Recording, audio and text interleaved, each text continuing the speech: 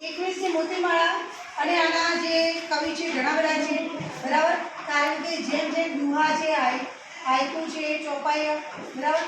તો આમાંથી તમારે કોઈ પણ એક દુહો, કોઈ પણ એક ચોપાઈ સમજાવવાની આવશે. બેને કહેલું છે કે શું આવશે? મોસ્ટ ટાઈમથી વિચાર વિસ્તાર. શું આવશે?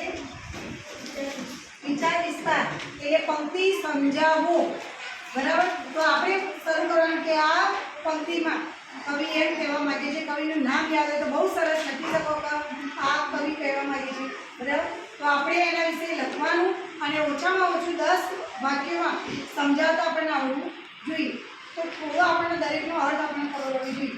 તો એનો ભાવાર્થ ખાસ તૈયાર કરો અને કદાચ પૂરું કરવાનું પણ પૂછાય. આ રીતે પૂછાયો મિત્ર એવો પછી આગળ હોય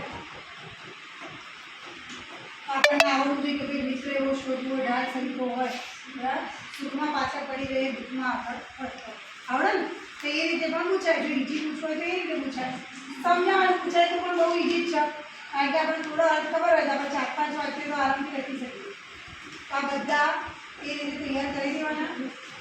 ચલો, શબ્દાર્થ મોસ્ટ આઈએમપી વાંચી 4 શબ્દોનો વાક્ય ગયો આઈએમપી.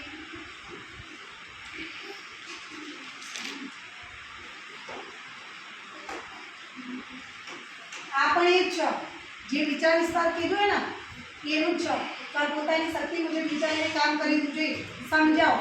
તો આપણે એક આગળ આવતું અહીંયા જુઓ શેમાં હતું?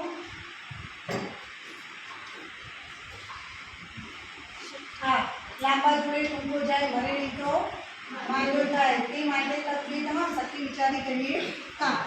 આ પૂછાય કે આ લખ્યું હોય કે આ પંક્તિ સમજાવો, એ રીતે કીધું હોય અથવા તો એમ કીધું હોય તમને એનો અર્થ આપી દીધો હોય તો પોતાની શક્તિ મુજબ વિચારીને કામ કરવું જોઈએ. આ સમજાવો. તો આ પૂછ્યું હોય સમજાવતું, ઉલટાનું તમે એમાં એક પંક્તિ પણ લખી શકો સમજાવો કે આ પંક્તિ છે, બરાબર. તો વધારે સારું લાગે. આવડતી હોય તો પંક્તિ લખી અને એને મસ્ત 7-8 વાક્યમાં આપણે સમજાવવાનું રહેશે. ફરીથી એનું એક છે ગલત ગાંઠીની વિદ્યા, બરાબર. તો આ વિચાર વિસ્તાર ફૂલ ટાઈમ છે. આમાંથી વિચાર વિસ્તાર જ આવશે. બધા જુઓ અર્થ વિસ્તાર, આ બધા અર્થ વિસ્તાર. તો બધાના અર્થ આપણને ખબર હોય તો આપણે લખી શકીએ. પ્રશ્નોના જવાબો આવશે કવિતાના અલગથી. વિચાર વિસ્તાર કઈ રીતે કરવું જુઓ. એના વિશેની બધી માહિતી આપણને ભાષા સંસ્કૃતિમાં આપેલી છે. આપણે પણ સમજાયેલું, બરાબર. એ બધું જોઈ લેશું.